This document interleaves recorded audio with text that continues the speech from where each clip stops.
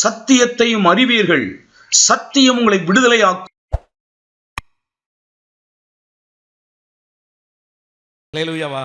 சரி, ஆண்டுடைய வார்த்தைக்கு நேராக நம்முடைய இருதயங்களை நம்ம திருப்பலாம். ஏசாயா தீர்க்கதரிசியின் புத்தகம் 61வது அதிகாரம் முதல் வசனத்தை போன மாதமும் இந்த மாதமும் நாம் தியானித்து வருகிறோம். ஏசாயா தீர்க்கதரிசியின் புத்தகம் 61ஆம் அதிகாரம் முதல் வசனத்தை நம்ம மறுபடி வாசிக்கலாம்.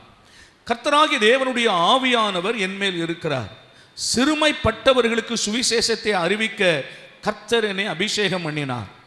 இருதயம் நொறுங்குண்டவர்களுக்கு காயம் கட்டுதலையும், சிறைப்பட்டவர்களுக்கு விடுதலையையும், கட்டுண்டவர்களுக்கு கட்டவிழ்த்துதலை கூறவும். ஆண்டவருக்கு ஸ்தோத்திரம். கர்த்தராகிய தேவன், பரலோகத்தின் தேவன் தன்னுடைய குமாரனாகிய கிறிஸ்துவை அவர் அபிஷேகம் பண்ணினார். ஆண்டவருக்கு ஸ்தோத்திரம். எதற்காக அபிஷேகம் பண்ணினாராம்? சுவிசேஷத்தை அறிவிக்க கர்த்தர் என்னை அபிஷேகம் பண்ணினார். இந்த சுவிசேஷத்தினால் வருகிற செய்தி, இல்லைனா சுவிசேஷத்தால் வருகிற ஆசீர்வாதம் என்ன என்றால், இருதயம் நொறுங்குண்டவர்களுக்கு காயம் கட்டப்படுகிறது. சுவிசேஷத்தினாலே இருதயம் நொறுக்கப்பட்ட மக்கள் இந்த உலகத்தில் பார்த்தீங்கன்னா அநேகர் நம்முடைய இருதயங்களை நொறுக்குகிறவர்களாக இருக்கிறார்கள். ஒரு வார்த்தை சொன்னாங்கன்னா இருதயமே நொறுங்கி போயிடும்.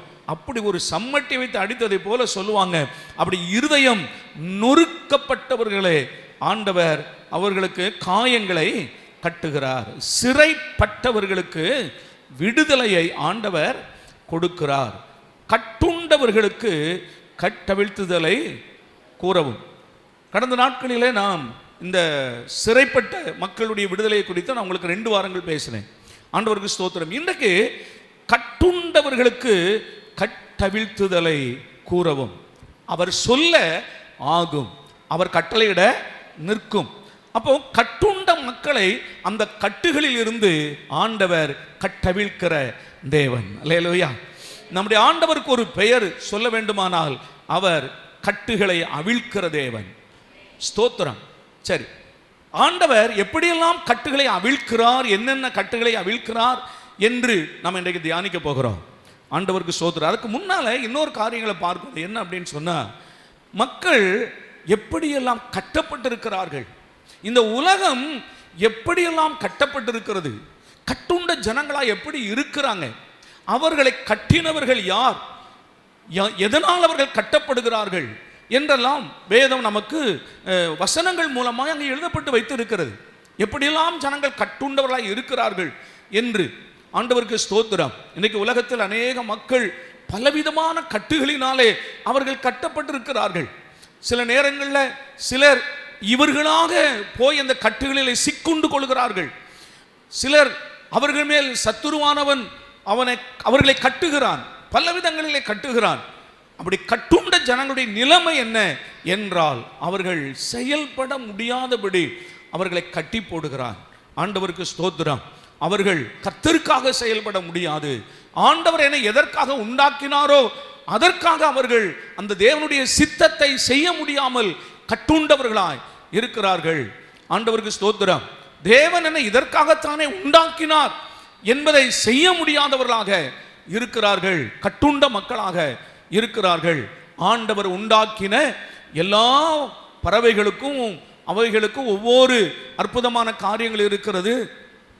ஒவ்வொரு பறவை இனத்திற்கும் ஒரு வேலை ஆண்டவர் கொடுத்திருக்கிறார்.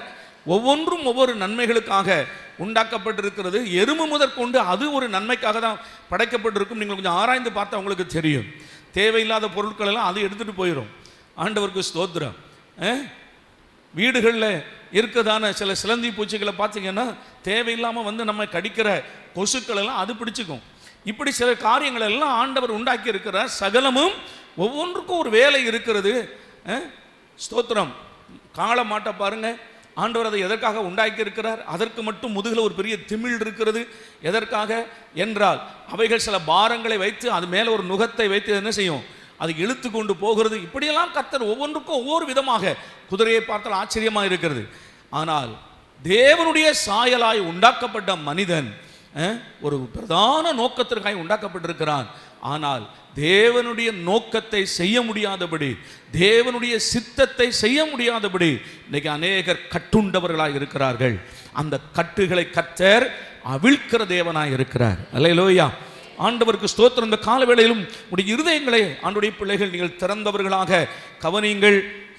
இந்த ஸ்தோத்திரம் மனிதர்கள் எவைகளெல்லாம் கட்டப்பட்டிருக்கிறார்கள், அந்த கட்டுகளை கர்த்தர் எப்படி அவிழ்க்கிறார் என்பதை குறித்து இந்த காலவேளையில் நான் வேகமாய் உங்களோடு கூட சொல்ல விரும்புகிறேன். முதலாவது நீதிமொழிகளின் புஸ்தகம் 5ஆம் அதிகாரம் 22வது வசனத்தை நாம் வாசிக்கலாம். துன்மார்க்கனை அவனுடைய அக்கிரமங்களே பிடித்து கொள்ளும், தன் பாவ கயிறுகளால் கட்டப்படுகிறான். இந்த வசனம் நல்லா கவனிங்க. ஆண்டவருக்கு ஸ்தோத்திரம். நீதிமொழிகள் 5:22. துன்மார்க்கனை அவனுடைய அக்கிரமங்களை பிடித்து கொள்ளும், தன் பாவ கயிறுகளால் கட்டப்படுகிறான். ஸ்தோத்திரம். அவனை கட்டியிருக்கிற அந்த கயிறுக்கு ஒரு பெயர் கொடுக்கப்பட்டிருக்கிறது. அது பாவ கயிறு. அந்த பாவ கயிறுகளால் அவன் என்ன செய்கிறானா? கட்டப்படுகிறான். ஆண்டவருக்கு ஸ்தோத்திரம். நீ செய்கிறதான அந்த பாவங்கள் எல்லாம் அது ஒரு கயிறாக இருக்கிறது என்பதை நாம் மறந்து போகக்கூடாது. நாம் செய்கிறதான எல்லா அக்கிரமங்களும், மனிதர்கள் செய்கிற பாவங்கள் எல்லாம் அது அவர்களுக்கு விரோதமாய் ஒரு கயிறாக உருவாக்கப்படுகிறது. அந்த கயிறாக அது உருமாறி அந்த பாவ கயிறு அவன் என்ன செய்கிறது? கட்டுகிறது என்று பரிசுத்த வேதம் சொல்லுகிறது. அந்த பாவ கயிறுகளால் அவன் என்ன செய்கிறான்? கட்டப்படுகிறான். ஆண்டவருக்கு ஸ்தோத்திரம். அப்போ பாவம் செய்கிற மனிதன் பாவ கயிறுகளால் அவன் கட்டப்படுகிறான். பாருங்க, மதுபானம் பண்ணுகிறவன் ஸ்தோத்திரம் வேடிக்கையை பார்க்க கூடாது. கேட்கிறதான தேவனுடைய பிள்ளைகள் எல்லாருக்கும் சொல்றேன், ஆன்லைன்ல பார்க்கிற பிள்ளைகளுக்கும் சொல்லுகிறேன். ஆண்டவருக்கு ஸ்தோத்திரம். சும்மா ஏதோ விளையாட்டுத்தனமா நான் ஒரு பாவத்தை செய்கிறேன் என்று நீ சொல்ல முடியாது. ஆண்டவருக்கு ஸ்தோத்திரம். நீ செய்கிற ஒவ்வொரு தவறுகளும் எதுவாய் மாறுகிறது? ஒரு கயிறாக மாறுகிறது. நீ செய்கிறதான எல்லா பாவங்களும் கீழ்ப்படியாமைகளும் கயிறாய் மாறுகிறது. உன்னை சுற்றி அந்த கயிறால் நீ கட்டப்படுகிறாய். சிம்சோனை தெளிலால் கட்டினது போல இன்னைக்கு பாவம் என்கிறதான அந்த கயிறுகளால் மனிதர்கள் கட்டுண்டவர்களாய் கிடக்கிறார்கள். வேதம் சொல்லுகிறபடி ஒரு நாள் அந்த பாவ கயிறுகளால் கட்டுண்டவன் ஸ்தோத்திரம் அவன் கர்த்தருக்குள் மரிக்க முடியாது, பாவத்துக்குள் மரிக்கிறான். அந்த பாவ கயிறுகளால் கட்டுண்டவனாக இருக்கிறான். அந்த பாவ கயிறுகளால் கட்டுண்டவன் ஆண்டவராகிய இயேசுவின் வருகையிலே அவன் எழுப்பப்பட முடியாது. ஏனென்றால் கட்டப்பட்ட நிலைமையில் இருக்கிறான். கர்த்தருடைய வருகையில் எழும்ப முடியாதவனாக பின்பு கடைசியில் நியாய தீர்ப்புக்கு என்றவன் என்ன செய்கிறான்? எழும்புகிறான். இதை கேட்டுக்கொண்டிருக்கிற அருமையான ஆண்டுடைய பிள்ளையே, நீ பாவ கயிறுகளால் கட்டப்பட்டிருப்பாயானால் இந்த காலவேளையில் கர்த்தர் சொல்லுகிறார், கட்டுண்டவர்களை கட்டவிழ்ப்பதற்காகவே இயேசு இந்த உலகத்திலே வந்தார். நீ ஒருவேளை எந்த விதமான பாவ கயிறுகளால் கட்டப்பட்டிருந்தாலும் சரி, என் ஆண்டவர் கட்டவிழ்க்கிற தேவன். என் தேவனால் கட்டவிழ்க்க முடியாத ஒரு கயிறுகள் இல்லை. என் தேவனால் கட்டவிழ்க்க முடியாத ஒரு சங்கிலிகள் இல்லை. நீ எவைகளால் கட்டப்பட்டிருந்தாலும் என் தேவன் அந்த கட்டுகளை அவிழ்க்கிறதற்கு அவர் வல்லமையுள்ள தேவனாக இருக்கிறார். ஆண்டவருக்கு ஸ்தோத்திரம். விளையாட்டுத்தனமா நான் பாவம் செய்கிறேன்னு சொல்லாத. கர்த்தருடைய வார்த்தைகளை கேட்டு கேட்டு கேட்டும் பின்பும் நீ மீறுதல் செய்யாதே, அக்கிரமங்களை செய்யாதே. அது உன்னை கட்டி போடும். ஆண்டவருக்கு ஸ்தோத்திரம். விடுதலை இல்லாத மனுஷனாய் நீ இருப்பாய். ஏன் உன்னால் விடுதலையாய் இன்னைக்கு சில பிள்ளைகள் நீங்க பார்த்தீங்கன்னா, எவ்வளோ நீங்க பிரயாசப்பட்டு பாடல்களை நடத்தினாலும், வேண்டுமானால் நீங்கள் விரும்பினால் உங்களுக்கும் வாய்ப்புகளை தருகிறோம். நீங்கள் வந்து பாடல்களை நடத்தி பாருங்க. ஏன்னா இங்கிருந்து பார்த்தா தான் தெரியும். நடத்தி பாருங்க. எவ்வளோ பிரயாசப்பட்டாலும் நல்ல கைகளை தட்டி பாடுங்கன்னா அவங்க கைகளை தட்டவே முடியாது. காரணம் என்ன? நான் கை தட்டணும்னு நினைக்கிறேன் பாஸ்டர், ஆனால் தட்ட முடியல. ஏனென்றால் அந்த கைகளை பிசாசானவன் கட்டி போட்டு இருக்கிறான். ஆனால் அதே கரங்கள் தன் மனைவியை அடிப்பதற்கு அந்த கரங்கள் விடுதலையாக இருக்கிறது, பாவம் செய்வதற்கு விடுதலையாக இருக்கிறது. ஆனால் கர்த்தரை துதிப்பதற்கோ அவைகள் கட்டுண்ட நிலைமையில் இருக்கிறது. அது கட்டப்பட்ட நிலைமையில் இருக்கிறது. நீங்க வேணா பாருங்க, அந்த ஆட்களை நீங்க கொஞ்சம் உற்று நோக்கி பாருங்க. பாவம் செய்வதற்கு அவ்வளோ விடுதலையாக இருக்கிற கரங்கள் கர்த்தரை துதிப்பதற்கும் கரங்களை தட்டி பாடுங்கள் என்று எழுதப்பட்டிருக்கிற வார்த்தைக்கு கீழ்ப்படிவதற்கும் அவர்களால் கூடாமல் போகும். காரணம் என்ன? அவைகள் கட்டுண்ட நிலைமையில இருக்கிறது. கர்த்தர் இந்த காலவேளையில அப்படிப்பட்ட கரங்களை கர்த்தர் கட்டவிழ்ப்பாராக. இயேசுவின் நாமத்தில் அந்த கைகள் கட்டவிழ்க்கப்படட்டும். அப்பா உம்மை துதித்து பாடுவதற்கும் கரங்களை தட்டி ஆர்ப்பரிப்பதற்கும் என் கைகள் கட்டவிழ்க்கப்படணும். இதை கேட்கிற ஒவ்வொரு வாலிப பிள்ளைகளுடைய கரங்கள் கட்டவிழ்க்கப்பட வேண்டும் என்று நாங்கள் செபிக்கிறோம். அல்லேலூயா, ஸ்தோத்திரம். மாத்திரமல்ல, பைபிளில் இன்னொரு வசனம் சொல்லுகிறது, அந்த கட்டுகள் இன்னும் அதிக கட்டுகளாய் மாறுதான். ஆண்டவருக்கு ஸ்தோத்திரம். இவன் தவறுகளை செய்ய அந்த கட்டுகள் என்ன செய்து இன்னும் பலத்து கொண்டே போகிறதாம். ஏசாயா தீர்க்கதரிசி சொல்லுகிறார் 28ஆம் அதிகாரம், ஏசாயா 28 22வது வசனத்தை வாசிக்கலாம். இப்பொழுதும் உங்கள் கட்டுகள் பலத்து போகாதபடிக்கு பரியாசம் பண்ணாதருங்கள். போதும், கவனிங்க. இப்பொழுதும் உங்கள் கட்டுகள் பலத்து போகாதபடிக்கு, சாதாரணமாய் கட்டப்பட்டிருக்கிற கட்டுகள் இன்னும் அதிகமாய் பலத்து போகாதபடிக்கு பரியாசம் பண்ணாதருங்கள். அல்லேலூயா சொல்லுங்க. இன்னைக்கு அநேக ஆண்டுடைய பிள்ளைகள் ஸ்தோத்திரம், சில நேரங்களில் அவர்கள் மனைவி வீட்டில் நல்லா ஜெபம் பண்ண பரியாசம் பண்ற ஆட்கள், ஸ்தோத்திரம், கணவன்மார் நல்ல ஆவியில நிரம்பி ஜெபம் பண்ணா அதை பரியாசம் பண்ணுகிற ஆட்கள். ஆதி நாட்களிலே, ஆதி சபை உருவான காலத்தில் அவர்கள் எல்லாரும் பரிசுத்த ஆவியினாலே நிறைந்து அவர்கள் அந்நிய பாஷைகளை பேசும்போது இதை சத்தத்தை கேட்ட அநேக ஜனங்கள் இவர்கள் மதுபானம் பண்ணி இருக்கிறார்கள் என்று அவர்களை பரியாசம் பண்ணினார்களாம். பாருங்க, ஆண்டவருக்கு ஸ்தோத்திரம். பரியாசம். இந்த உலகத்தின் மக்களுக்கு நாம யாராக இருக்கிறோமா? பரியாசக்காரர்களை போல இருக்கிறோம். ஏனென்றால் அவருடைய பார்வைக்கு நம்ம வேடிக்கையா இருக்கிறோம். ஏன்னா பவுல் சொல்லுகிறார், இந்த உலகத்திற்கு நாங்கள் யாராக இருக்கிறோம்? பைத்தியங்களாக இருக்கிறோம். அதனால அவங்க என்ன பண்றாங்களா? நம்மை குறித்து பரியாசம் பண்ணுகிறார்கள். அல்லேலூயா அப்படி சொன்னா அவங்க ஒரு மாதிரி ஒரு வார்த்தை சொல்லுவாங்க, அல்லோலியா கூட்டம் என்று பரியாசம் பண்ணுதல். ஸ்தோத்திரம்னா அவன் வேற வார்த்தையை சொல்றான், ஆத்திரங்கிறான், இல்லைன்னா இன்னொரு வார்த்தையை சொல்றான், ஸ்தோத்திரமா பண்றீங்க அப்படின்னு பரியாசம் பண்ணுகிறார்கள். வேதம் சொல்லுகிறது, உன் கட்டுகள் பலத்து போகாதபடிக்கு பரியாசம் பண்ணாதருங்கள். பரியாசம் பண்ணுகிறாங்களா? பண்ணட்டும். அதில் ஒரு காரியத்தை நீங்கள் கவனிங்க. பரியாசம் பண்ணுகிறார்களா? அவர்கள் கட்டுகள் இன்னும் என்ன செய்கிறது? பலத்து கொண்டே போகிறது. ஸ்தோத்திரம். பாவத்தின் கட்டுகள் இன்னும் பலக்கிறது.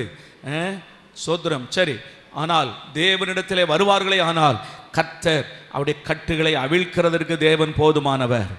அதைத்தான் நான் சொல்லுகிறேன். நாம் ஆராதிக்கிற ஆண்டவர் கட்டவிழ்க்கிற தேவன். சரி, அப்போ பாவத்தினால மனுஷன் என்ன பண்றான்? கட்டப்படுகிறான். உலகம் உண்டானது முதற்கொண்டு, ஸ்தோத்திரம், உலகம் உண்டானது முதற்கொண்டு மனுஷன் பாவம் செய்து அந்த பாவ கயிறுகளால் கட்டப்பட்டவனாய் இருக்கிறான். அப்படி பாவ கயிறுகளால் கட்டப்படுகிறதுனால அவனால் விடுதலையாய் ஆலயத்தை நோக்கி வர முடியவில்லை. அந்த கால்கள் மதுபானத்தை தேடி ஓடுகிறது. அல்லேலூயா, மதுபானத்தை தேடி ஓடுகிறது. இப்போ வந்திருக்கிற அரசாங்கத்தில் சில நல்ல காரியங்களை பண்ணி இருக்கிறாங்க. ஸ்கூல் பக்கத்தில், ஆலயத்தின் பக்கத்தில் இருக்கிறதான மதுபான கடைகள் எல்லாம் மூட சொல்லி இருக்கிறாங்க. மதுபான கடைகள் வேணா குறையலாம், ஆனால் மதுபான பிரியர்கள் குறைந்து விடுவார்களா என்றால் இல்லை. ஆண்டவருக்கு ஸ்தோத்திரம். ஆனால் அவர்களை பாருங்க, இப்போ நீங்கள் இந்த பஸ் ஸ்டாண்டு ஓரத்தில் இருக்கிற மதுபான கடைகளை எடுத்து சுடுகாட்டில் கொண்டு போடுறான்னு வச்சுக்கிடுங்களேன். ஒரு 5 கிலோமீட்டர் தள்ளி போடுறான். 5 கிலோமீட்டர் தள்ளி போட்டாலும் இவன் அங்கே போவான். அல்லேலூயாவா. ஆனால் ஆலயத்தை இப்போ எடுத்து இன்னொரு 5 கிலோமீட்டர் ஆலயத்தை கொஞ்சம் தள்ளி போடுங்க, அவ்வளவுதான். அந்த பாஸ்டருக்கு பைத்தியம் பிடிச்சிருச்சு. பக்கத்தில் ஏதாவது இடம் இருக்கா பாருங்கப்பா. அல்லேலூயா. ஆனால் அதனால தான் சொல்றேன், அவருடைய கால்கள் கட்டப்பட்ட நிலைமையில சாராயக்கடை தேடி போகுமே அல்லாமல் தேவனுடைய ஆலயத்தை தேடி அது வருவதில்லை. அவருடைய கட்டப்பட்ட நிலைமையில இருக்கிறாங்க. கர்த்தர் அவருடைய கட்டுகளை அவிழ்ப்பாராக. அந்த மக்களுக்காக தினம் ஜெபம் பண்றோம். ஆண்டவருக்கு ஸ்தோத்திரம். கல்லிடை குறிச்சி சுற்றிலும் இருக்கிறதான கிராமங்களுக்காக கிட்டத்தட்ட 36 தெருக்கள் வடக்கு கல்லிடை குறிச்சியில் தினமும் ஜெபம் பண்ணுகிறோம். மற்ற தெற்கு கல்லிடை குறிச்சி சுற்றிலும் இருக்கிறதான கிட்டத்தட்ட ஒரு 37 கிராமங்கள் தினம் ஜெபம் பண்றோம். ஸ்தோத்திரம். இது நம்ம ஓரளவு தெரிந்த கிராமங்கள். ஆனால் அம்பாசமுத்திரம் தாலுகாவிலும் சேரன்மாதாவி தாலுகாவிலும் இனி எவ்வளோ கிராமங்கள் இருக்கிறது. இப்படி ஒவ்வொரு கிராமங்களுக்காக தினம் ஜெபிக்கிறோம். கர்த்தருடைய கட்டுகளை அவிழ்க்க வேண்டும். பாவத்தின் கட்டுகளை அவிழ்த்து ஆண்டவர் அவர்களை ஆலயத்துக்கு நேராய் கர்த்தர் திருப்புவாராக. 2 ஸ்தோத்திரம் 2 லூக்கா 13ஆம் அதிகாரம் 16வது வசனத்தை வாசிக்கலாம். லூக்கா 13:16. இதோ சாத்தான் 18 வருஷமாய் கட்டியிருந்த, இந்த வார்த்தையை கவனிங்க. இதோ சாத்தான் 18 வருஷமாய் கட்டியிருந்த, 18 வருஷமா ஒரு ஸ்திரீயை, ஒரு சகோதரியை 18 வருஷமா கட்டி வச்சிருக்கிறான். அல்லேலூயா, வா சத்தமா சொல்லுங்களேன், அல்லேலூயா. அப்போ பிசாசானவர் என்ன பண்ணுகிறான்? கட்டுகிறான் என்பது வேதம் நமக்கு தெளிவாய் சொல்லுகிறது. 18 ஆண்டுகள் அந்த சகோதரியை கட்டி வைத்திருக்கிறான். ஆனா 18 ஆண்டுகள் அவள் கட்டப்பட்டிருந்தாலும் அந்த அம்மா எங்க தான் இருக்கிறாங்க? ஸ்தோத்திரம், ஆலயத்தில் தான் இருக்கிறாங்க. கொஞ்சம் அப்படியே மேலேருந்து வாசிக்கலாமா? 10வது வசனத்திலிருந்து கொஞ்சம் போடுங்க. 10வது வசனத்திலிருந்து, ஒரு ஓய்வு நாளில் அவர் ஜெப ஆலயத்தில் போதகம் பண்ணி கொண்டிருந்தார். அப்பொழுது 18 வருஷமாய் பலவீனப்படுத்தும் ஆவியை கொண்ட ஒரு ஸ்திரீ அங்கே இருந்தால், அவள் எவ்வளவு நிமிரக்கூடாத கூனியா இருந்தால். 18 வருஷமா எங்க தான் இருக்கிறாங்க சொல்லுங்க? ஜெப ஆலயத்தில் தான் இருக்கிறாங்க. 18 வருஷமா இருக்கிறாங்க. ஆனா 18 வருஷமாய் இருந்தாலும் அவள் எவ்வளவேனும் நிமிரக்கூடாத கூனியா இருக்கிறாள். 18 வருஷம். அவங்க எத்தனை வருஷம் சபையில் இருக்கிறாங்கன்னு தெரியாது. ஆனா 18 வருஷம் என்று ஒரு நம்பர் சொல்லப்பட்டிருக்கிறது. 18 வருஷம் பலவீனமா இருக்கிறாங்க. அந்த 18 வருஷம் பலவீனமா இருக்கிற அந்த சகோதரி ஆலயத்தில் தான் இருக்கிறாங்க. எவ்வளவேனும் நிமிரக்கூடாத கூனியா இருந்தாள். அப்ப இந்த பிசாசு எப்படி கட்டி வச்சிருக்கிறான்?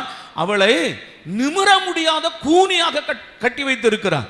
கவனிங்க, எத்தனையோ வருடங்கள் சபைக்கு வருகிறோம். உங்க வாழ்க்கை தரம் உயரணும். ஆமென் சொல்லுங்களேன். உங்கள் வாழ்க்கை தரம் உயரணும். இந்த ஆலயத்துக்கு வந்திருக்கிறாய். கர்த்தருடைய ஆலயத்தில் பல வருஷங்கள் வந்திருக்கிறீர்கள். உங்க பக்கத்தில் இருக்கிறவங்க கேட்பாங்க, நீங்க உணர்கிறீர்களா இல்லையோ? பக்கத்தில் இருக்கிற மக்கள் கேட்பாங்க, இத்தனை வருஷம் சபைக்கு போயிருக்கிறீர்களே, உங்கள் வாழ்க்கையில் ஏதாவது மாற்றம் வந்திருக்கிறதா? உங்க வாழ்க்கை மாறி இருக்கிறதா? ஸ்தோத்திரம், அல்லேலூயா சொல்லுங்க, அல்லேலூயாவா. நீங்க எவ்வளவு தீவிரமா வசனத்தை கவனிக்கிறீங்க என்பதில் இருந்து உங்கள் வாழ்க்கை தரம் உயரும் என்பதை கவனிங்க. ஆண்டவருக்கு ஸ்தோத்திரம். சில நேரங்களில் நைட் ஷிஃப்ட் பார்த்துட்டு வருவோம் பாருங்க. என்ன சொல்கிறேன், நைட் ஷிஃப்ட் முடிச்சுட்டு பாம்பேயில் வேலை பார்த்து மாதிரி அநேக ஆண்டுகள் நைட் ஷிஃப்ட் முடிச்சுட்டு வந்து 12 மணி நேரம் வேலை, நைட் ஷிஃப்ட் முடித்து வந்து மறுபடியும் இங்கேருந்து நான் இருந்தது பீவண்டிங்கிற ஒரு இடம், அங்கேருந்து ஆட்டோவை பிடிச்சி கல்யாணிக்கு போய் கல்யாணிலேருந்து மறுபடி ட்ரெயினை பிடிச்சி ஒன்று முள்ளண்டுக்கு போகணும், இல்லைன்னா பாண்டுக்கு போகணும், இல்லைன்னா விக்ரோலி போகணும். எங்கே ஒரு சபை, அந்த காலத்தில் சபை இல்லை பாருங்கள், நாங்கள் இருந்த இடத்துல பல மைல்கள் ஓடுவோம். அப்படி போகும்போது நான் ஒரு 4-5 வாலிபர்களை ஆரம்பத்தில் நான் ஆதாயம் பண்ணேன். இந்த வாலிபர்களை கூட்டிகிட்டு போகும்போது கையில் ஒரு ட்ரம்மெல்லாம் எடுத்துகிட்டு போவோம். அப்போ ட்ரெயினில் இந்த மாதிரி பிரச்சனையே கிடையாது. ட்ரம்மெல்லாம் எடுத்துகிட்டு போவோம் பாருங்கள். ட்ரெயினில் போகும்போது அடித்து பாட்டு பாடிட்டு போவோம். ஆண்டவருக்கு ஸ்தோத்திரம். தூக்கமே வராது. 12 மணி நேரம் நைட் ஷிஃப்ட் பார்த்துட்டு வந்தால் தூக்கமே வராது.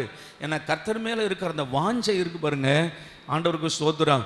அது தூக்கத்தை புறம்பே தள்ளும். அல்லேலூயாவா. ஆனால் வீட்டில் தான் இருப்போம், நல்லா தூங்கி இருப்போம். ஆனால் ஆலயத்துக்கு வந்து அப்படி உட்கார்ந்தா ஆண்டவருக்கு ஸ்தோத்திரம், உடனே அப்படியே ஏசி ரூமில் உட்காந்து தூங்குற மாதிரி தூக்கம் வரும். பிசாசான அப்படி ஒரு தூக்கத்தை நமக்கு தருவான். அல்லேலூயா. தேவனுடைய வசனத்தை கேட்க விட மாட்டான். ஏன்னா நீங்கள் தேவனுடைய வார்த்தையை கேட்டால் உங்கள் கட்டுகள் அவிழ்க்கப்படும். அல்லேலூயா. சரி, இப்போ 18 வருஷம் அந்த ஆலயத்தில் இருக்கிறாங்க. 18 வருஷம். நீங்களே கொஞ்சம் யோசிங்க. 18 வருஷமா ஆலயத்தில் இருந்து கூனியா இருக்கிறீங்களே, விடுதலை இல்லையே, இது என்ன வாழ்க்கை? அப்போ ஆலயத்துக்கு ஏன் போறீங்க? 18 வருஷமா ஆலயத்துக்கு போறீங்க. ஸ்தோத்திரம். இன்னும் உங்க கடன் அடைக்கப்படவில்லையா? 18 வருஷமா போறீங்க, இன்னும் அந்த வியாதி சுகமாகலையா? 18 வருஷமா போகிறீங்க, உங்க வாழ்க்கை தரம் உயரலையா? 18 வருஷமா போகிறீங்க, இன்னும் அந்த பீடி குடிக்கிற பழக்கத்தை விடலையா? 18 வருஷமா போகிறீங்க, மதுபானத்தை இன்னும் விடலையா? 18 வருஷமா போடுறீங்க, கோயில போடுற பழக்கம் இன்னும் மாறலையா? பொய் சொல்றது மாறலையா? கெட்ட வார்த்தை மாறலையா? மனைவியை அடிக்கிற பழக்கம் மாறவில்லையா? கேட்பாங்களா கேட்க மாட்டாங்களா? 18 வருஷம் ஆலயத்துக்கு போறாங்க. எவ்வளவேனும் நிமிரக்கூடாத கூனியா இருந்தால் அதற்கு காரணம் பிசாசு அவளை கட்டி வைத்திருக்கிறார். ஆண்டவருக்கு ஸ்தோத்திரம். அருமையான ஆண்டுடைய பிள்ளையே, உன் வாழ்க்கையில் இருக்கிற கட்டுகள் தான் உன்னை நிமிர விடாமல் வைத்து இருக்கிறது. ஆவிக்குரிய வாழ்க்கையில் உன்னால் நிமிர முடியவில்லை. ஆவிக்குரிய வாழ்க்கையில் ஒரு படி மேலே போனீன்னா 2 படி கீழே இறங்குகிறாய், சறுக்குகிறாய். காரணம் உண்மையில் இருக்கிற கட்டுகள். கர்த்தர் இந்த காலவேளையில் உன்னோடு பேசட்டும். ஆண்டவரே, என் கட்டுகளை அவிழ்த்து விடும் என்று தேவ சமூகத்தில் உன்னை தாழ்த்தி ஒப்பு கொடுப்பாயானால் அந்த காலை கர்த்தர் உன் கட்டுகளை அவிழ்ப்பாராக. காரணம், அவர் கட்டவிழ்க்கும் தேவன், அவர் கட்டுகளை அவிழ்க்க பண்ணுகிறவர். கர்த்தருடைய பிள்ளையை, வாலிப நாட்களில் இருக்கிற வாலிப பிள்ளைகளானாலும் சரி, எல்லா தேவ பிள்ளைகளுக்கு சொல்லுகிறேன், கர்த்தர் உன்னை நிமிர பண்ணுவாராக. அல்லேலூயா. என் சத்துருக்களுக்கு மேலாக என் தலையை கர்த்தர் உயர்த்துவார் என்று சொல்லுகிறது. கர்த்தர் என் தலையை நிமிர பண்ணுவார் என்று வாசிக்கிறோம். தேவன் உங்களை நிமிர பண்ணுவாராக. இந்த வருஷத்தில் கர்த்தர் உங்கள் பொருளாதாரத்தில் தேவன் உங்களை நிமிர பண்ண வேண்டும். ஆவிக்குரிய வாழ்க்கையில கர்த்தர் உங்களை நிமிர பண்ணுவாராக.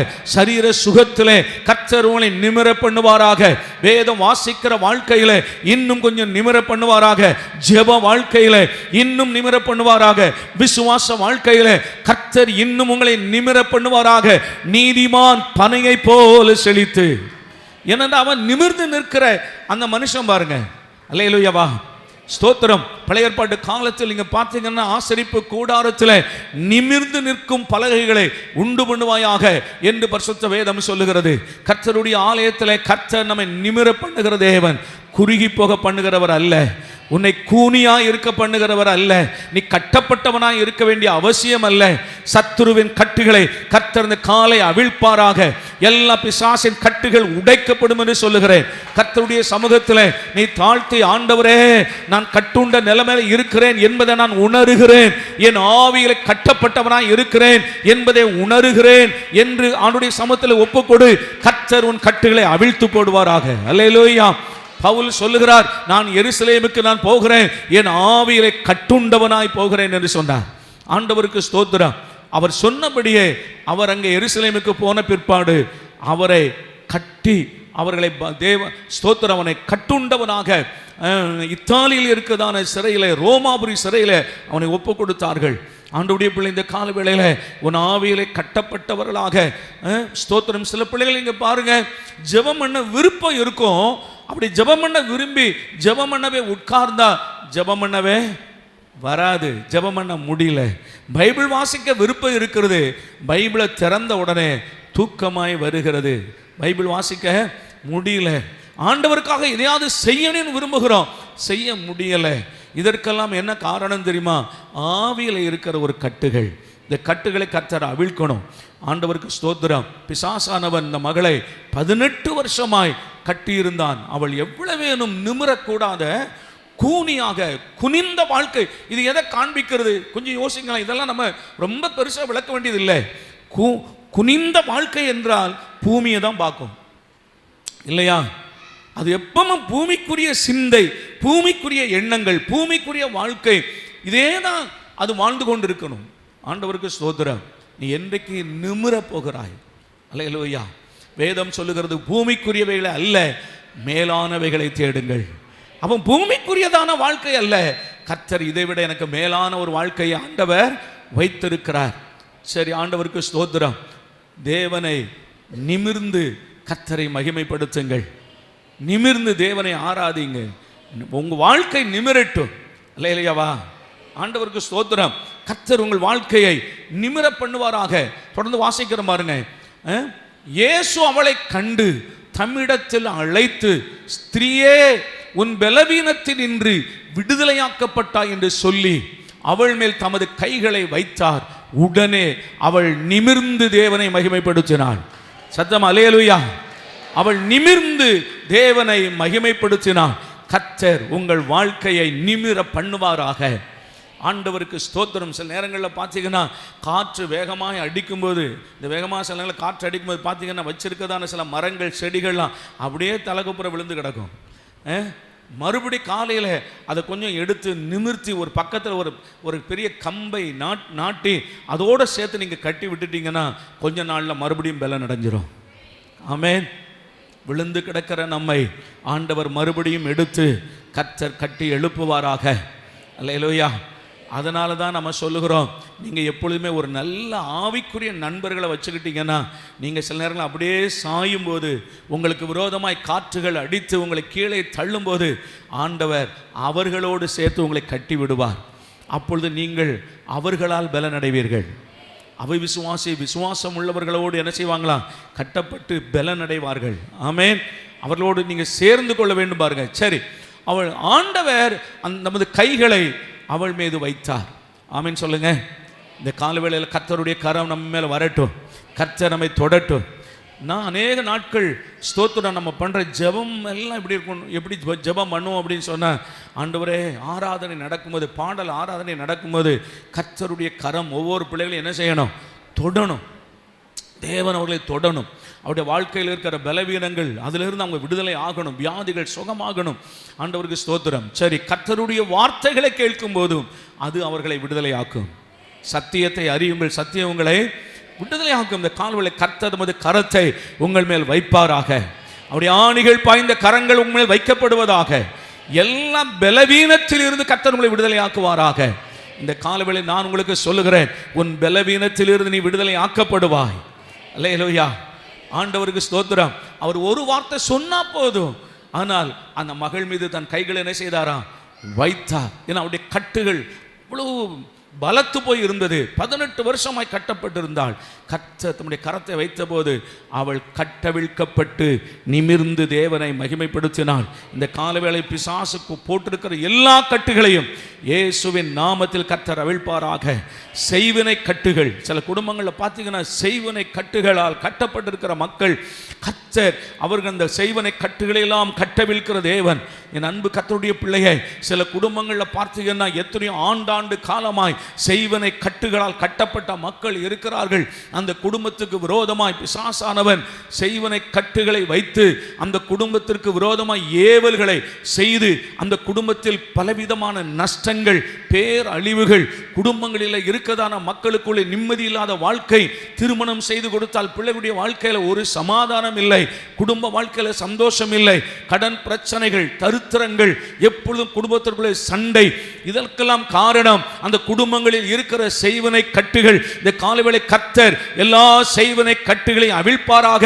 தேவ சமூகத்திலே வந்து, ஆண்டவரே எங்கள் செய்வினை கட்டுகள் அவிழ்க்கப்பட வேண்டும் என்று தாழ்த்தி ஒப்பு கொடுத்தால் கர்த்தர் செய்வினை கட்டுகளை அவிழ்ப்பதற்கு வல்லமை உள்ள தேவனாய் இருக்கிறார். சில வியாபாரங்களுக்கு விரோதமாய், தொழிலுக்கு விரோதமாய் செய்வினை வைக்கிறதான ஆட்கள் இருக்கிறார்கள். அந்த செய்வினை கட்டுகள் அவர்கள் குடும்பத்தை அவைகள் தரித்திரமாக செய்கிறது. இயேசுவின் நாமத்தினாலே அப்படிப்பட்ட பிள்ளைகளுடைய கட்டுகள் அவிழ்க்கப்படுவதாக. அந்த செய்வினை கட்டுகள் உடைக்கப்பட வேண்டும் என்று இந்த காலவேளை நான் உங்களுக்கு சொல்லுகிறேன். என் ஆண்டவரால் அவிழ்க்க முடியாத ஒரு கட்டுகள் ஒன்றுமில்லை. இயேசுவின் நாமத்தினாலே ஆவியில் கட்டப்பட்டிருந்தாலும் சரி, ஆத்துமாவிலே கட்டப்பட்டிருந்தாலும் சரி, சரீரத்திலே கட்டப்பட்டாலும் எல்லா கட்டுகளையும் ஆண்டவர் கட்டவிழ்ப்பாராக. குடும்பங்களில் இருக்கிற செய்வினை கட்டுகளை என் ஆண்டவரை அவிழ்க்க வல்லமை உள்ள தேவனாய் இருக்கிறார். மறுபடி உங்கள் தொழில் விருத்தி அடையும், உங்கள் வியாபாரங்கள் பெருகும். கர்த்தர் உங்களை விருத்தி அடைய செய்வார். எல்லா கட்டுகளையும் அவிழ்க்கிற கர்த்தர் இந்த காலவேளையில் சொல்லுகிறார், கட்டுண்டவர்களை கட்டவிழ்க்கும் தேவன். அல்லேலூயா. இதை கேட்டுக்கொண்டிருக்கிற எல்லா பிள்ளைகளுக்கும் சொல்லுகிறேன், உங்கள் குடும்பங்களில் இருக்கிறதான எந்த பிசாசின் கட்டுகளையும் கர்த்தர் கட்டவிழ்ப்பார். அல்லேலூயா. சில ஆட்களை பார்த்துக்க பொறாமையினாலே நிறைந்து இந்த காரியங்களை ஏன் செய்யறாங்க? பொறாமை தான். இந்த பொறாமை எங்கே ஆரம்பித்தது? முதல் குடும்பத்தில். ஆமாவா? உலகத்தில் உண்டாக்கப்பட்ட ஆதாமின் குடும்பத்தில் ஏற்பட்டதான பொறாமை. தன்னுடைய சகோதரனுடைய காணிக்கை கர்த்தர் ஏற்றுக்கொண்டார், என் காணிக்கை கர்த்தர் அங்கீகரிக்கவில்லை என்ற அந்த எரிச்சலும் பொறாமையும் அங்கே உண்டாகி தன் சொந்த சகோதரனை கொலை செய்தானே, அங்கே ஆரம்பித்த பொறாமைகள் இன்று வரைக்கும் மனிதர்களுக்குள்ளே இருக்கிறது. அந்த பொறாமைனாலதான் என்ன பண்றாங்க? செய்வன வைக்கிறான்.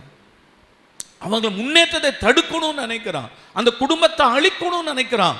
கர்த்தர் எல்லா செய்வனை கட்டுகளையும் ஆண்டவர் அவிழ்த்து போடுவார். அல்லேலூயா. ஆண்டவருக்கு ஸ்தோத்திரம். அப்படி செய்கிறதுனால சில குடும்பங்களில் பார்த்தீங்கன்னா புத்தி சுயாதீனம் இல்லாத பிள்ளைகளாக இருப்பாங்க.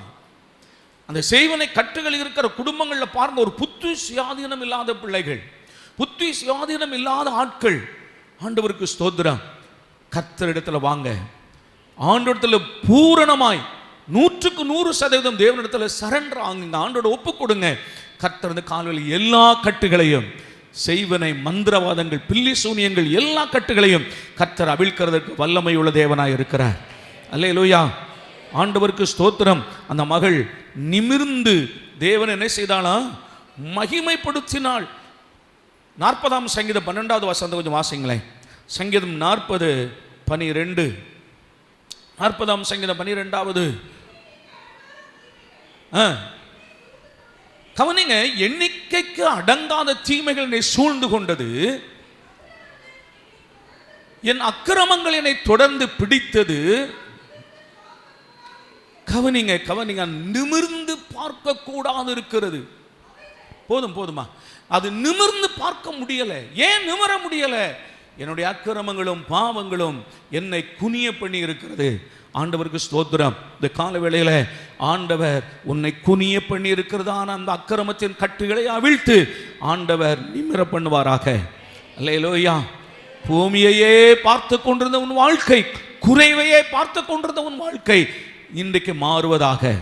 பரலோகத்தை பார்க்கிற ஒரு வாழ்க்கையாய், மகிமையை பார்க்கிற வாழ்க்கையாய் அது மாறும்.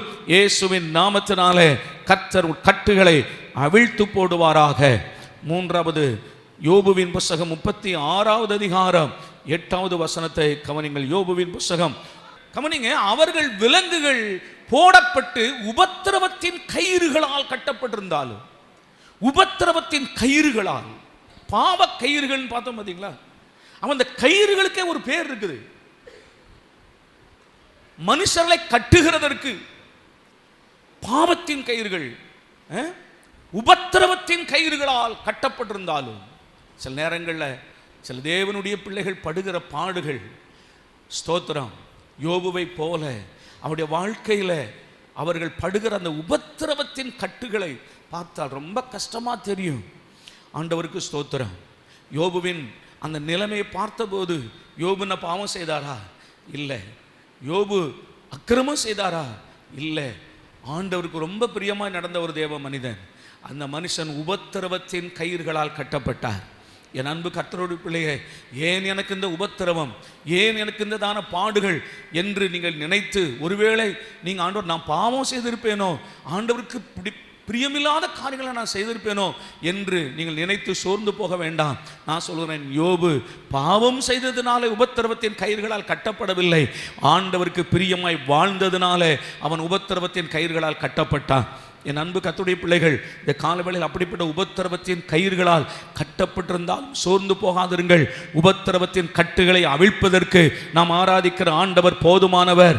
ஒரு குறித்த காலம் வரும், உன் உபத்திரவத்தின் கயிறுகளின் கட்டுகள் அவிழ்ந்து விழும். உன்னை கட்டியிருக்கிற எல்லா உபத்திரவத்தின் கட்டுகள் அவிழும். அல்லேலூயா. ஒரு குறிப்பிட்ட நாட்களுக்கு மேல் உன்னை உபத்திரவத்தால் கட்ட முடியாது. பிசாசான உபத்திரவத்தின் கயிறுகளால் உன்னை கட்டி போட முடியாது. அந்த உபத்திரவத்தின் நாட்கள் முடியும். அல்லேலூயா. எல்லா சிக்கல்களுக்கு ஒரு முடிவு வரும். உன்னுடைய உபத்திரவத்தின் நாட்களை கர்த்தர் முடித்து போடுவார். உன் துக்கம் சந்தோஷமாய் மாறும். உன் உபத்திரவத்தின் நாட்கள் முடிந்தது என்று நான் ஒருவேளை இங்கு சொல்லுகிற வார்த்தைகளை நீ தீர்க்க தரிசனமாய் எடுத்துக்கொள்வாயானால் உன் உபத்திரவத்தின் நாட்கள் முடிந்து போகும்.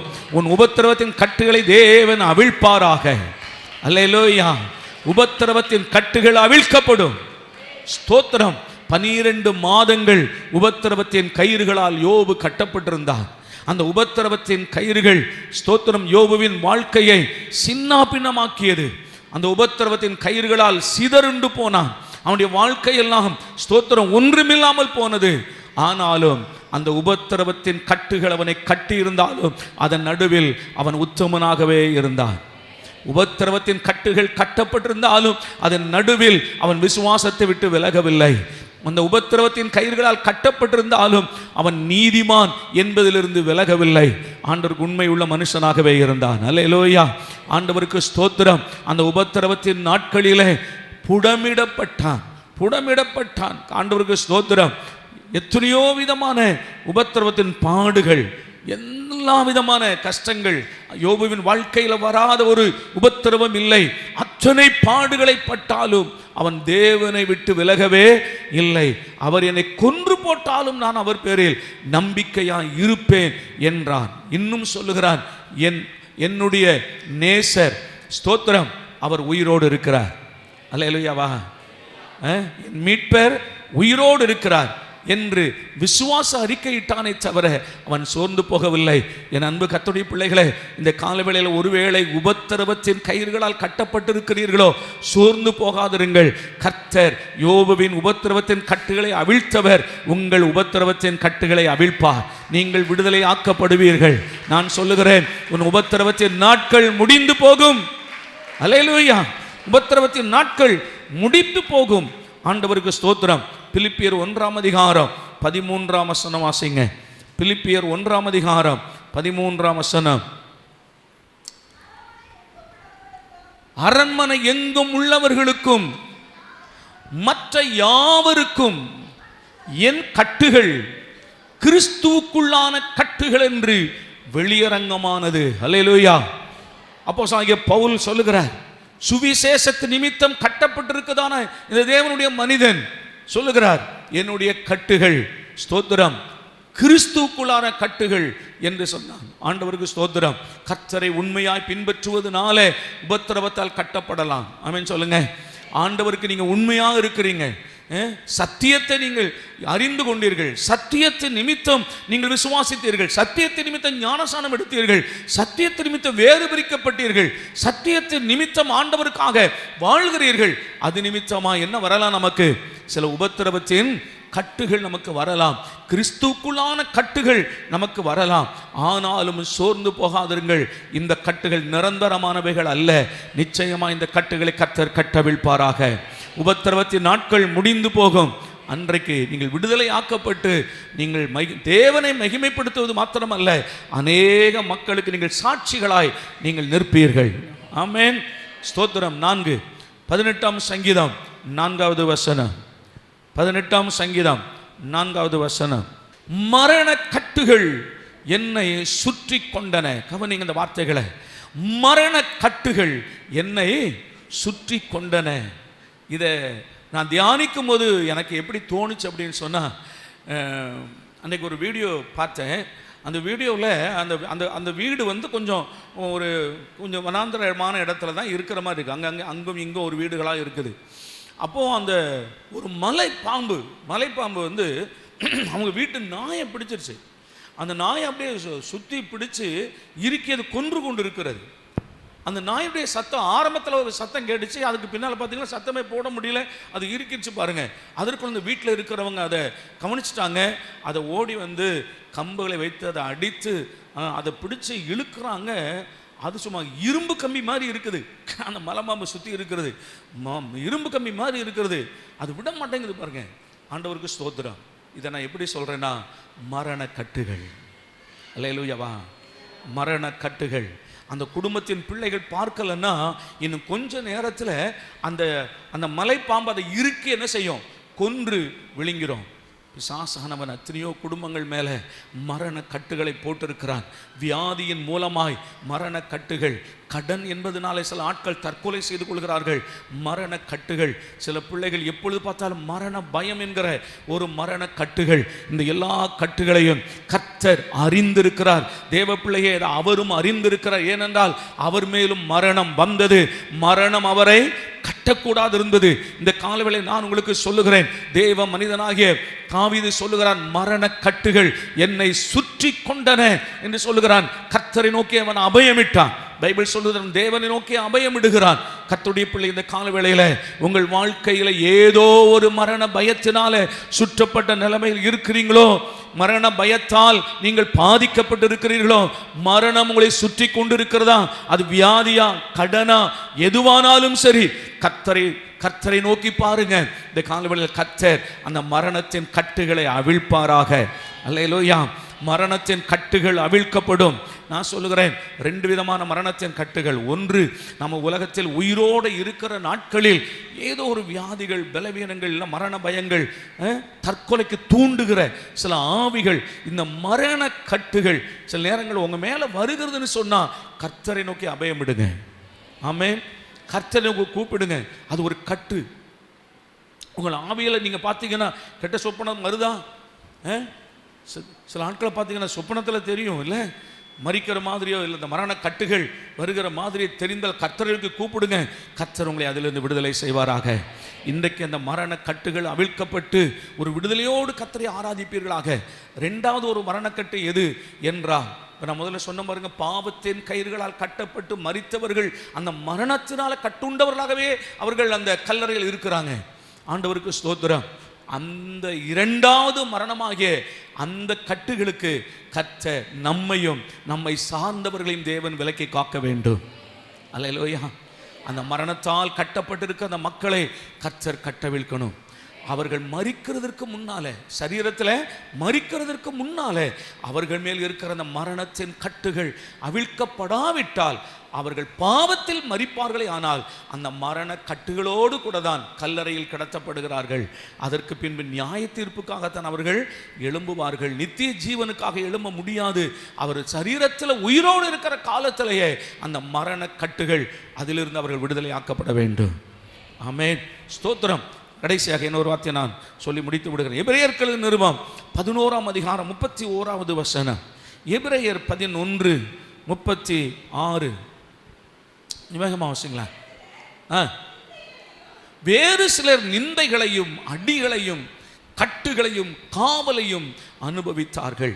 இந்த எபிரேயர் 11ஆம் அதிகாரம் முதல் வசனத்தை வாசிங்கன்னா விசுவாசத்தை குறித்து ஆரம்பிக்கப்படும்.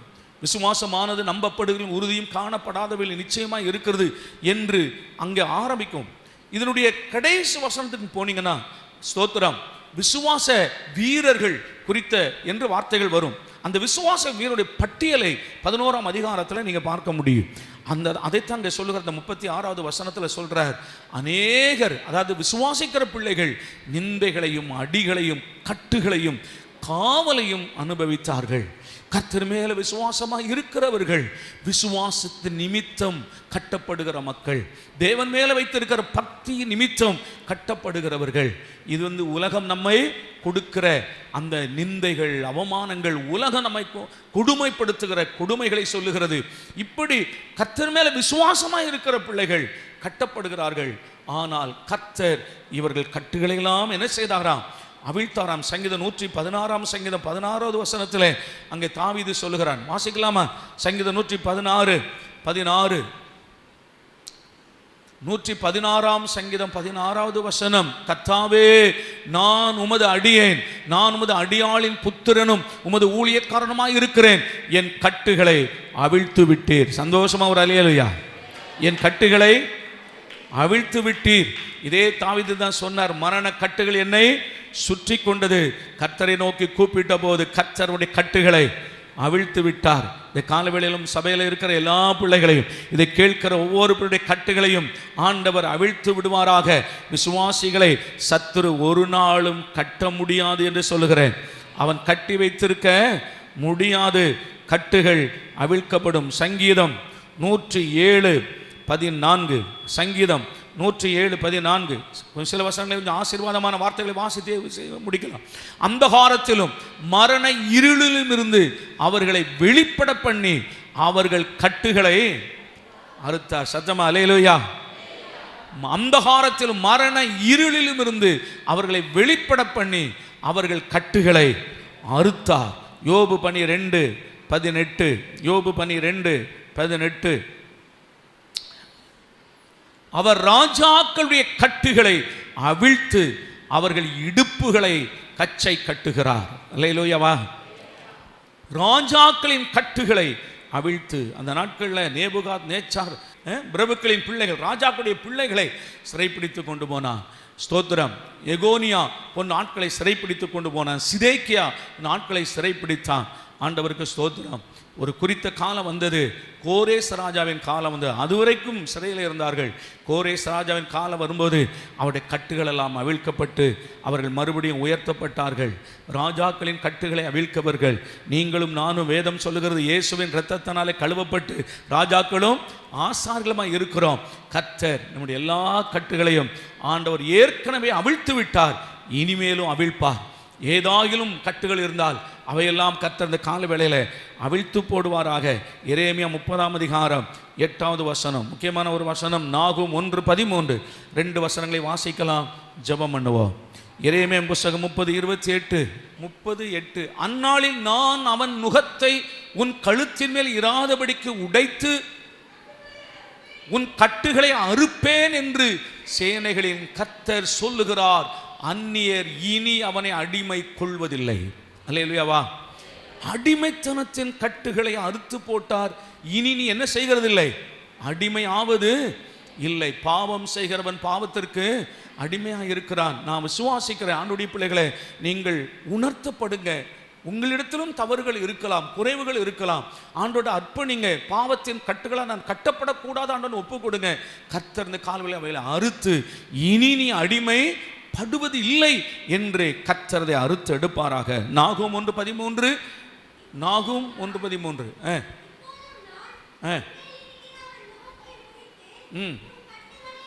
அறுப்பேன்.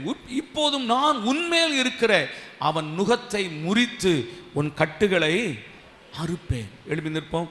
கண்களை மூடி எல்லா பிள்ளைகளும் தலைகளை நிமிர்த்தி ஆண்டவரை நோக்கி பாருங்க. இந்த காலவேளையில் கர்த்தர் அவருடைய வார்த்தையின் மூலமாய் நம்மோடு பேசி இருக்கிறார். கட்டுகளை அவிழ்க்கிற தேவன். இந்த உலகம் பாவ கயிறுகளால் கட்டுகிறது. ஆதி முதற்கொண்டு பிசாசானவன் பாவ கயிறுகளை மனுஷன் மேல் வீசினான். பாவ கயிறுகளால் மனுஷன் கட்டப்பட்டு வருகிறான். மரண கயிறுகளால் கட்டப்படுகிறான். வியாதியின் கயிறுகளால் கட்டப்படுகிறான். சாத்தான் பிசாசு மக்களை கட்டுகிறதே அவனுடைய வேலையாக இருக்கிறது. செய்வினைகளால் கட்டப்படுகிற மக்கள் தேவ பிள்ளை, இந்த கால வேளையிலே ஒருவேளை நீ உபத்திரவத்தால் கட்டப்பட்டிருக்கலாம், பலவீனத்தால் கட்டப்பட்டிருக்கலாம். எல்லா கட்டுகளையும் கர்த்தர் இந்த காலை அவிழ்ப்பாராக. நம் தேவனால் கூடாத காரியம் ஒன்றுமில்லை. அல்லேலூயா. தேவனால் கூடாத காரியம் ஒன்றுமில்லை. ஸ்தோத்திரம். நம்ம எல்லாருக்கும் தெரிந்த ஒரு பாடல். ஸ்தோத்திரம். மந்திர சூனியம் செய்வனை கட்டுகள் இன்றே நம் இயேசு உடை தெரிவார். உங்கள் வாழ்க்கையில் இருந்தாலும் சரி, மற்றவர்கள் வாழ்க்கையில் இருந்தாலும் சரி, ஆண்டவர் உங்களை கொண்டு அவர்கள் கட்டுகளை அவிழ்ப்பார். உங்களை தேவன் வல்லமையால் நிரப்புவார். கர்த்தர் உங்களை அபிஷேகத்தால் நிரப்புவார். உங்களை கொண்டு அநேகருடைய கட்டுகளை அவிழ்ப்பார். கர்த்தர் உங்களை வல்லமையாய் பயன்படுத்துவார். தேவன் இன்றைக்கு இரட்டிப்பான வல்லமை தந்து உங்களை கொண்டு அநேகருடைய கட்டுகளை தேவன் அவிழ்ப்பார். அல்லேலூயா. நம் தேவனால் கூடாத காரியம் ஒன்றும் இல்லை. அவருடைய வல்லமைகள் இன்றைக்கும் குறைந்து போகவில்லை. இன்றைக்கும் தேவனுடைய வல்லமைகள் குறைந்து போகவில்லை. இயேசுவின் நாமத்தில் எல்லா கட்டுகளையும் அறுக்கிற தேவன் உங்கள் கட்டுகளை அறுக்க பண்ணுவாராக. இயேசுவின் நாமத்தினாலே, ஆவியிலே, ஆத்துமாவிலே, சரீரத்திலே இருக்கிற எல்லா பலவீனத்தின் கட்டுகள் இயேசுவின் நாமத்தில் அறுக்கப்படட்டும். இயேசுவின் நாமத்தில் அறுக்கப்படட்டும். வேதம் சொல்லுகிறது, கர்த்தர் உன் பலவீனத்தில் இருந்து கர்த்தர் உன்னை விடுதலையாக்கினார். பலவீனத்தில் விடுதலையாக்கப்பட்டாய். உன் கட்டுகள் இயேசுவின் நாமத்தினாலே அவைகள் அறுக்கப்படுவதாக, அறுக்கப்படுவதாக. எல்லா பாவ கயிறுகளை கர்த்தர் சுட்டெரிப்பாராக. மரண கட்டுகள் இயேசுவின் நாமத்தில் அறுக்கப்படட்டும். மரண பயங்கள் இயேசுவின் நாமத்தில் நீங்கி போகட்டும். உபத்திரவத்தின் கட்டுகள் இயேசுவின் நாமத்தில் அறுக்கப்படுவதாக. உம்முடைய வல்லமையினாலே, ஓ இயேசுவின் நாமத்தினாலே எல்லா குனிந்த தலைகள் நிமிரட்டும் ஆண்டவரே. குனிந்த தலைகள் நிமிரட்டும். இயேசுவின் நாமத்தில் நிமிர்ந்து தேவனை மகிமைப்படுத்தும்படி ஆண்டவரே உம்முடைய பிள்ளைகளின் வாழ்க்கையை நிமிர பண்ணும். அவர்கள் நிமிரட்டும். இயேசுவின் நாமத்தினாலே எல்லா கஷ்டங்களும், வறுமைகளும், கடன் பிரச்சனைகளும் நீங்கட்டும். வியாதிகள் நீங்கட்டும். பலவீனங்கள் நீங்கட்டும் அப்பா. அல்லேலூயா, அல்லேலூயா. கர்த்தராகிய இயேசுவின் நாமத்தினாலே ஒவ்வொரு பிள்ளைகளுக்கு விடுதலை உண்டாவதாக, விடுதலை உண்டாவதாக ஆண்டவரே. கட்டுகளை இயேசுவின் நாமத்தில் அவிழ்க்கிறோம், கட்டவிழ்க்கிறோம், கட்டவிழ்க்கிறோம். இயேசுவின் நாமத்தினாலே கட்டுகள் அவிழ்க்கப்படுவதாக, கட்டுகள் அவிழ்க்கப்படுவதாக. எல்லா அடிமைத்தனத்தின் நுகங்கள் முறிந்து போகட்டும் ஆண்டவரே. நிமிர்ந்து தேவனை மகிமைப்படுத்தும்படி கர்த்தர் கிருபைகளை தாரும். நான் கட்டப்பட்டவன் அல்ல, ஓ சத்துருவே நீ என்னை கட்ட முடியாது என்று கட்டவிழ்க்கப்படட்டும் ஆண்டவரே. ஹல்லேலூயா, ஹல்லேலூயா, ஹல்லேலூயா, ஹல்லேலூயா, ஹல்லேலூயா, ஹல்லேலூயா. ஸ்தோத்திரம், ஸ்தோத்திரம்.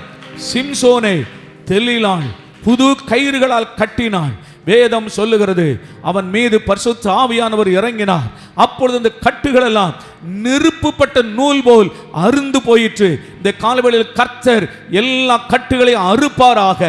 பலவீனத்தின் கட்டுகள் அருந்து போவதாக, உபத்திரவத்தின் கட்டுகள் அருந்து போவதாக. நீ இனி கட்டப்பட்டு இருப்பது இல்லை என்று சொல்லுகிறேன். இனி நீ கட்டப்பட்டு இருப்பது இல்லை. கர்த்தர் காலவேளையில் உன்னை கட்டவிழ்க்கிறார். கர்த்தர் உன்னை விடுதலை ஆக்குகிறார். இயேசுவின் நாமத்தினாலே விடுதலையோடு கர்த்தரை ஸ்தோத்திரம் பண்ணு, விடுதலையோடு கர்த்தரை துதியுங்கள். ஓ உன் கை இனி கட்டப்பட்டு இருப்பது இல்லை. கர்த்தருக்காக எழும்பி பிரகாசி, உன் ஒளி வந்தது என்று சொல்லுகிறேன். எழும்பி பிரகாசி, உன் ஒளி வந்தது. நிமிர்ந்து தேவனை மகிமைப்படுத்துவாயாக, நிமிர்ந்து தேவனை மகிமைப்படுத்துவாயாக. அல்லேலூயா, அல்லேலூயா, அல்லேலூயா. குனிந்த வாழ்க்கை அல்ல, குனிந்த வாழ்க்கை அல்ல. கர்த்தர் உன்னை நிமிர பண்ணுகிறவர், உன் தலையை நிமிர பண்ணுகிற கர்த்தர். இனி நீ குனிந்து போக மாட்டாய். உன் சத்துருக்களுக்கு முன்னால் நீ தலை குனிந்து போக மாட்டாய். தலை நிமிர்ந்து நிற்கும்படி தேவன் உதவி செய்வார். உன் தலையை நிமிர பண்ணுகிற கர்த்தர். எத்தனை பேர் இந்த கால வேளையில் ஒரு ஆவியில ஒரு விடுதலையாய் உணர்கிறீர்கள்? கர்த்தர் என் ஆவியில இருந்த எல்லா கட்டுகளை அவிழ்த்தார். என் பலவீனத்தின் கட்டுகளை அவிழ்த்தார். நான் விடுதலை ஆக்கப்பட்டிருக்கிறேன். சொல்ற பிள்ளைங்க ரெண்டு கரங்களை உயர்த்தி ஆண்டவரை உயர்த்துங்க. தகப்பனே என் தந்தையே,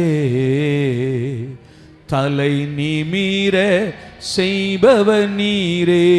நல்ல தலைகளை உயர்த்தி, ரெண்டு கரங்களை உயர்த்தி தலைகளை நிமிர்த்துங்க. வானத்தை அண்ணாந்து பார்த்து சிங்காசனத்தில் இருக்கிற தேவனுக்கு முன்னால என் தலை குனிந்த வாழ்க்கையை மாற்றின தெய்வமே, தகப்பனே என் தந்தையே, தலை நிமிர செய்பவர் நீரே, தலை நிமிர செய்பவர் நீரே. கேடகம் நீரே, மகிமையும் நீரே, தலை நிமிர செய்பவர் நீரே. கேடகம் நீரே, மகிமையும் நீரே, தலை நிமிர செய்பவர் நீரே, தலை நிமிர செய்பவர் நீரே, தலை நிமிர செய்பவர் நீரே. கரங்களை உயர்த்தி இருங்க. என் அன்பு பிள்ளை, பலிபீடத்தில் நின்று சொல்லுகிறேன், இனி நீ தலை குனிந்து போவதில்லை. கர்த்தர் உன் தலையை நிமிர பண்ணுவார். கர்த்தர் உன் தலையை நிமிர பண்ணுவார். உன் சத்துருக்களுக்கு முன்பதாக கர்த்தர் உன் தலையை நிமிர பண்ணுவார். 18 வருஷம் சாத்தான் கட்டியிருந்த கட்டுகளை அவிழ்த்து தேவன் அவளை நிமிர பண்ணின கர்த்தர் உன் வாழ்க்கை நிமிர பண்ணுவார். உன் கிராமத்திலே, உன்னை சுற்றிலும் இருக்கிற உன் சொந்தங்கள் மத்தியிலே கர்த்தர் உன் தலையை நிமிர பண்ணுகிற கர்த்தர். இனி நீ ஒருபோதும் வெட்கப்பட்டு போவதில்லை. உன் தலை குனிந்து போவதில்லை. உன்னை நிமிர பண்ணுகிற கர்த்தர் அவர். அல்லேலூயா. ஸ்தோத்திரம் ஆண்டவரே, ஸ்தோத்திரம் ஆண்டவரே. கட்டவிழ்க்கிற தேவனே, நாங்கள் உம்மை துதிக்கிறோம். இந்த கால வேளையிலும் உம்முடைய பிள்ளைகளோடு நீர் பேசி இருக்கிறீர் ஆண்டவரே. தகப்பனே, உம்முடைய கரத்திலே நாங்கள் முற்றிலும் ஒப்பு கொடுக்கிறோம். மாலை நடக்கிறதான பைபிள் ஸ்டடி ஆசீர்வதிப்பீராக. அநேக பிள்ளைகள் கர்த்தருடைய வார்த்தைக்காய் வருவார்களாக. செலுத்தப்பட்ட காணிக்கைகளை கர்த்தர் அங்கீகரித்து ஆசீர்வதியும். அதை நூறத்தனையாய் உம்முடைய பிள்ளைகளுக்கு திரும்ப தாரும். எல்லா மகிமையும் கர்த்தருக்கே செலுத்துகிறோம். கர்த்தராகிய இயேசு கிறிஸ்துவின் நாமத்தில் வேண்டிக் கொள்கிறோம் எங்கள் நல்ல பிதாவே, ஆமென். நம்முடைய கர்த்தராகிய இயேசுவின் கிருபையும் பிதாவாகிய தேவனுடைய அன்பும் பரிசுத்த ஐக்கியமும் இன்றும் என்றும் சதா காலங்களில் நம் அனைவரோடும் சகல பரிசுத்தவான்களோடும் நிலைத்திருப்பதாக, ஆமென். என் ஆத்துமாவே கர்த்தரை ஸ்தோத்திரி, என் முழு உள்ளமே உடைய பரிசுத்த நாமத்தை ஸ்தோத்திரி. என் ஆத்துமாவே கர்த்தரை ஸ்தோத்திரி, கர்த்தர் செய்த சகல உபகாரங்களை மறவாதே. ஆமென்.